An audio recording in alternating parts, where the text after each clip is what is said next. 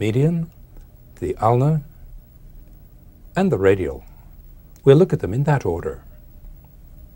Here's the musculocutaneous nerve. It supplies 3 flexor muscles in the arm, the first of which is a shoulder flexor, coracobrachialis.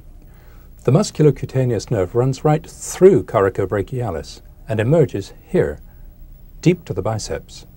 It runs down the arm between biceps and brachialis, supplying both muscles. It emerges here to become the lateral cutaneous nerve of the forearm. The median nerve and the ulnar nerve both run all the way down to the elbow without supplying anything.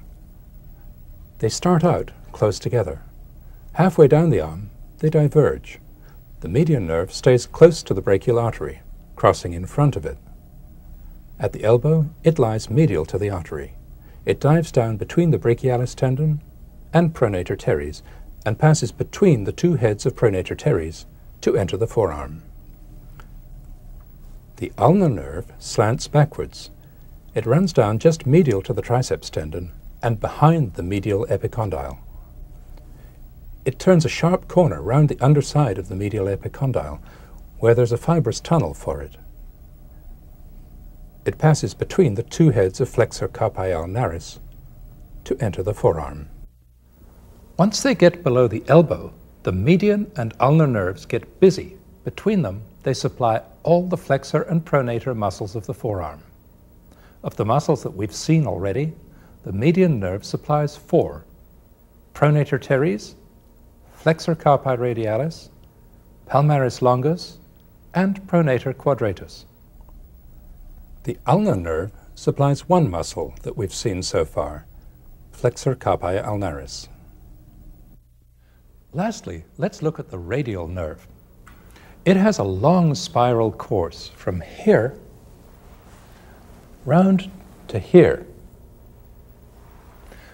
Up here, the radial nerve lies behind all the other nerves and vessels.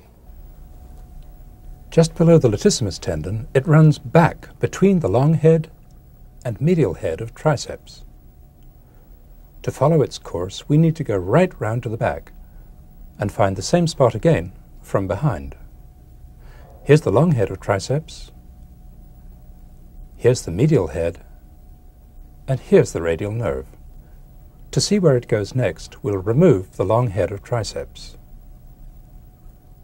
As the radial nerve passes round the humerus, it lies right on the bone. It runs between the medial and lateral heads of triceps, then runs beneath the lateral head to emerge here, still right on the bone, just above brachioradialis.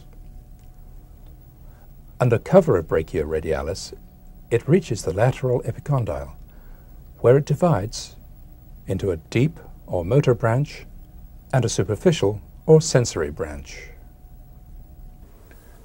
That's as far as we'll follow the radial nerve for now. Of the muscles that we've seen, the radial nerve supplies the triceps, anconeus, brachioradialis, all 3 wrist extensors,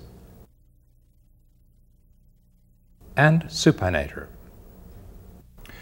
To end this section, let's briefly review first the vessels and then the nerves from the shoulder to the elbow.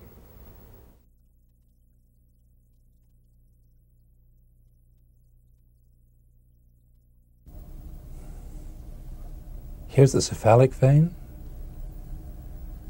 and the basilic vein,